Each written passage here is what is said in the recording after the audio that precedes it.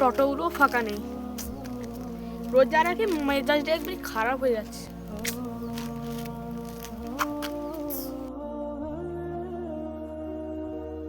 বাবা শামিম, অত অধৈর্য হচ্ছে কেন? রোজা রাখা তো ধৈর্যের পরীক্ষা। চাচা, খিদে আর তৃষ্ণায় যে আমার বুক একবারে ফেটে যাচ্ছে, তার উপর আবার এই জ্যাম। রোজা রাখা কি সত্যি সহজ?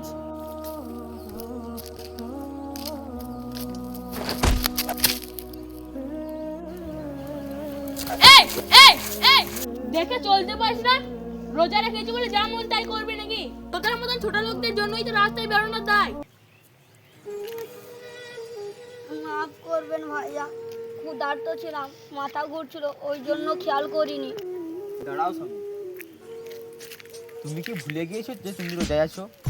রোজা কি শুধু পেটে? তোমার জিহ্বা আর মনের রোজা কোথায়?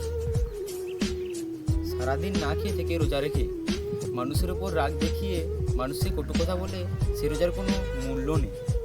এই ছেলেটা হয়তো কাল রাত থেকে কিছু খায়নি, তুমি তো ইফতারে রাজকীয় খাবার খাবে। এই ক্ষুধার্ত ছেলেটার কষ্ট অনুভব করার জন্যই তো রোজা। আমি ভুল করে ফেলেছি চাচা। আমি রাগের মাথায় রোজার আদৌ ভুলে গিয়েছিলাম। এই নাও বাবু।